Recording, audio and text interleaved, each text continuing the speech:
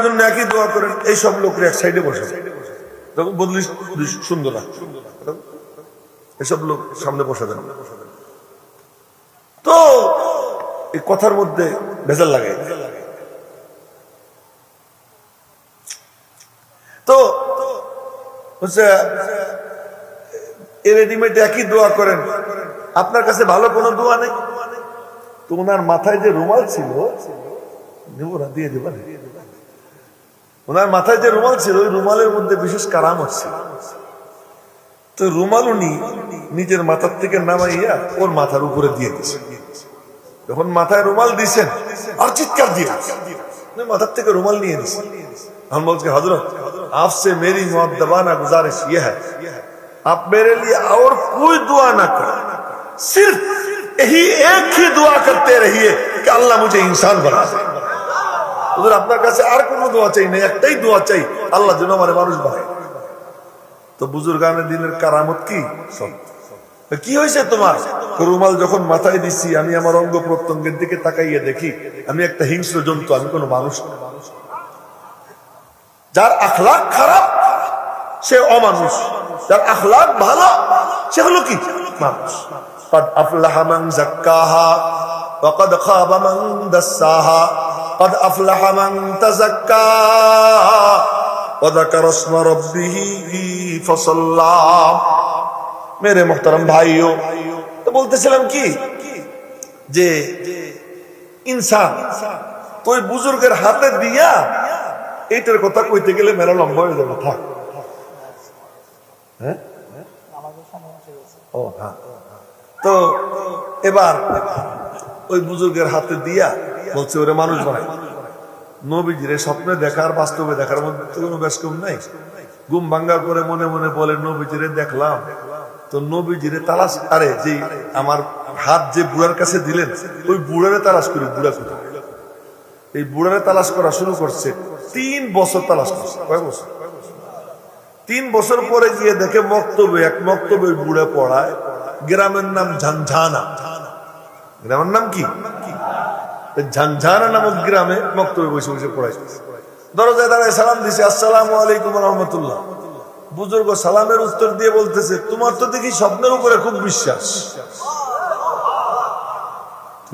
আল্লাহু আকবার। যুবক মনে মনে কয় স্বপ্নে দেখলাম আমি, বুড়া জানলো কেন? তার স্বপ্ন তো তাহলে একতরফা না, স্বপ্ন দুতরফা। এই যে আমার হাত যে নবীজি ওনার হাতে দিচ্ছেন এটা তো উনিও দেখছেন। গিয়া কয় হুজুর আমারে মুরিদ করেন। মনে মনে কয় যে আমি তো তোর অপেক্ষা আছি 3 বছর, আয়। মুরিদ করছে। মুরিদ করতে সময় কি করছে? চোখ বন্ধ করে, ওনারও চোখ বন্ধ করাই একই কি যেন করছে।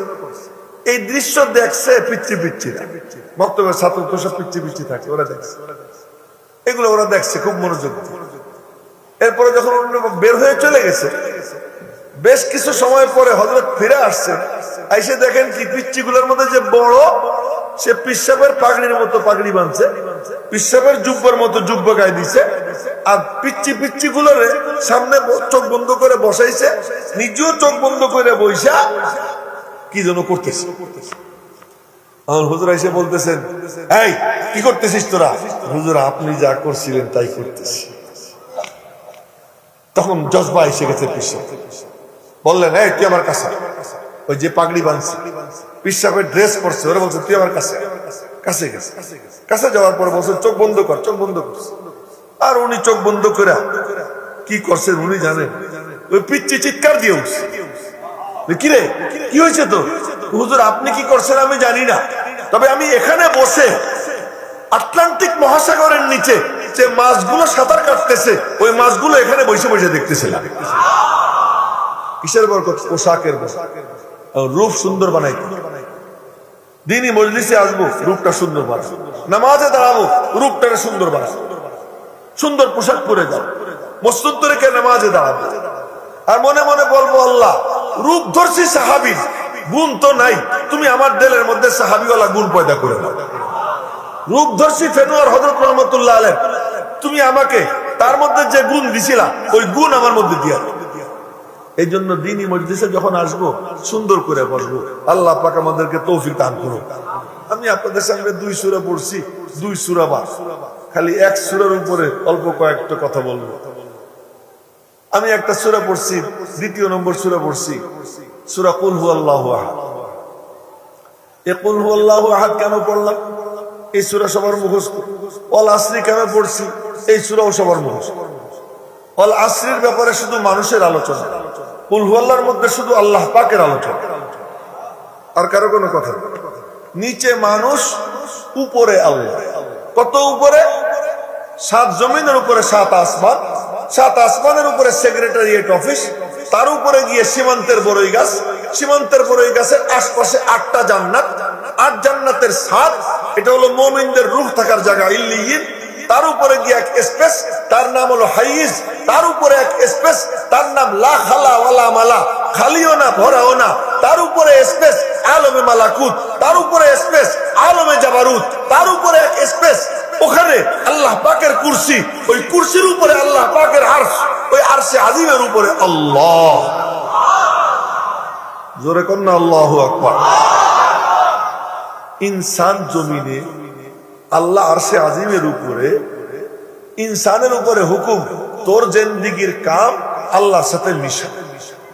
কার সাথে মিশা? আল্লাহর সাথে। জমিনে বসে বসে ইনসান কয় কি, তু কুজা মান কুজা, তুমি কোন সুদূরে, আমি কোন ধরাতলে। তুমি তো আরশে আজিমের উপরে, আমি তো জমিনে, তোমার সাথে কেমনে মিশবো?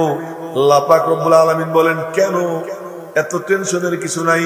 ইন্না আতাইনাকাল, আমার দোস্ত মুহাম্মদ বলেন না সাল্লাল্লাহু আলাইহি ওয়াসাল্লাম, ওই তাকে দিয়ে দিলাম, তার কাছে চলে যাও। যে তার কাছে যাবে আর তার চেষ্টা করা লাগবে না, সে অটোমেটিক আমার কাছে পৌঁছে যাবে। बीमार मुहम्मद को दवा दो न दुआ दो, बीमार मुहम्मद को दवा दो न दुआ दो, उनको मदीने की फकत राह बता दो। মদিনার রাস্তা যার জানা হয়ে যায়, রব্বুল আলামিনের কাছে যাওয়ার রাস্তা তার ক্লিয়ার হয়ে যায়। জন্য নবীজির কাছে যাব কেমনে? এই শেষ কথা বলতেছি, নবীজির নবুয়ত হলো ডবল। এই কথাটা আমার না, এই কথা বলেছেন হযরত শাহ ওলিউল্লাহ মুহাদ্দিস দেহলভী রাহমাতুল্লাহ আলাইহি। নবীজির নবুয়ত ডবল। সেই ডবল কি?